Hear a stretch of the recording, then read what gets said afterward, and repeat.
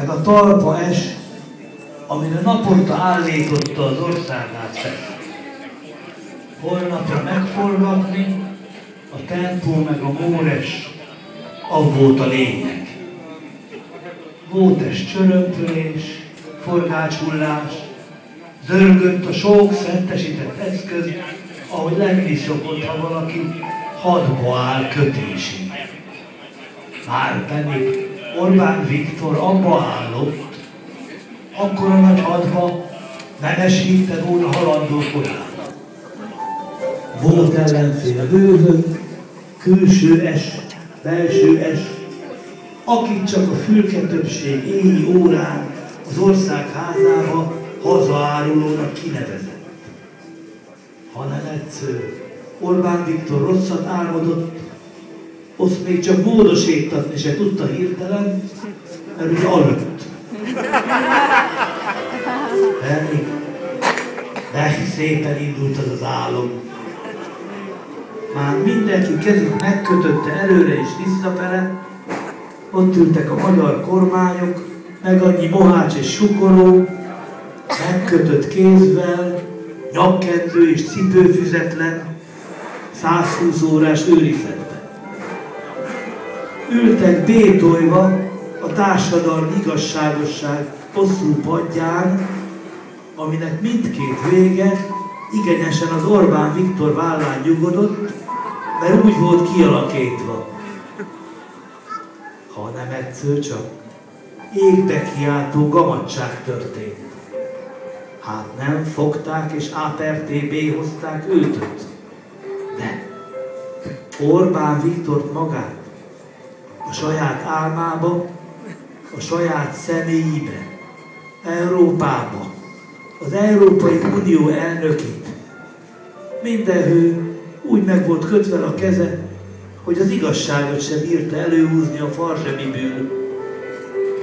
Hát akkor humban legalább a jog, ordított a csengő hangon. De nem volt a jog se se védőügyvéd 2 napig, se semmi.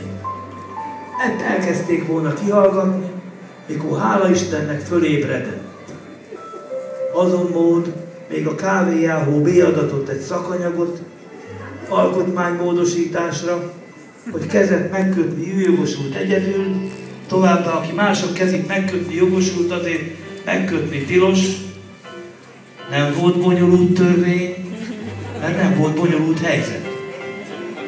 Ezt szavazta a parlament opján sürgőségvel, de valahogy mégis elment a dolognak a kis jó íze, mert ha ezt egy magyar emberrel az édes álmába meg lehet csinálni, mi lesz ebből az országból? Aki nem hiszi, járjon így. Bravo!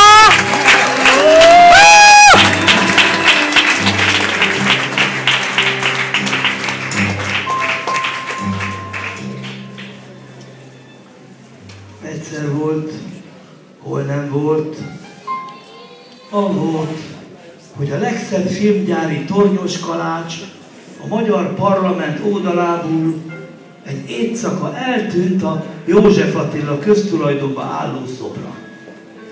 Már úgy ért fel, hogy a dolgozó nép okos gyülekezetévé volt, az ki pont aludott a fülkéibe.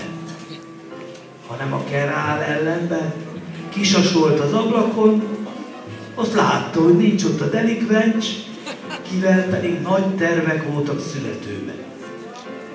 Azon múlt békmolyantotta az ő színjártóját, aki már jött ide, megírta a szóvit, ebb csak bele kellett pattintani az esetet. Ekkor a kerálnak termeteg gondolata támadt, és már szaladtak es az északi szárnyhó, ahol ki se köllött nízzenek, tudták, hogy Sehuna Károlyi Geróf. Mert maga Kövér László rugdozta ott a selentapétát, Enyszem bolyszolatta, hogy jön ahol egy ilyen káka billencs hazáruló, hogy eltűnögessen, mikor ő akarta volna házelnök Lévire eltüntetni, helyét beszántani, Tisza esvánnyal bévetni. Ezt megígérte a népnek, Hát mit fog az szólni? Stb. Bórú. Nagy Derend utcával jött a terrorelhárítás, riasztani se kellett, Mári adott. Az bégyűjtötte a színes fénykupecokat, meg az összes petíció, összes aláíróját, de eljárva, erdőbe a vadnyom.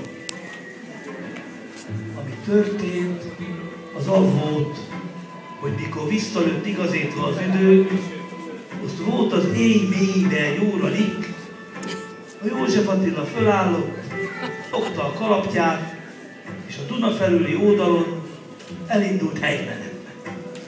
Az őrökvel lekezel, akart volna mondani valamit, aztán csak legyintek, és ment. Azok kicsit vacilálódtak, de végül nem lőtték le.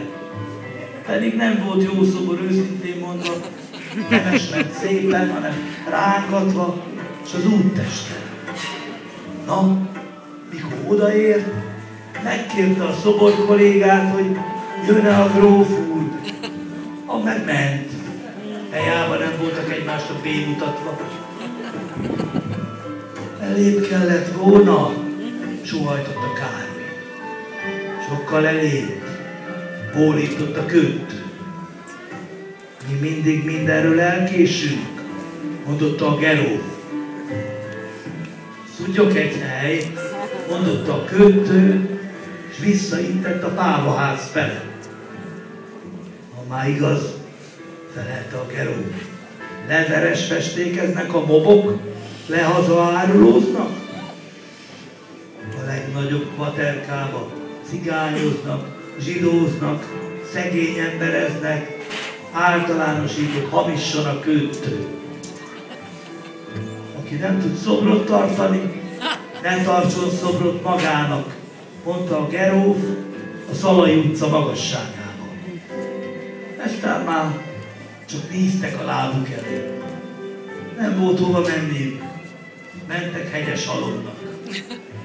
Úgy eslástak el a hajnali magyar ködbe, de meg nem halt.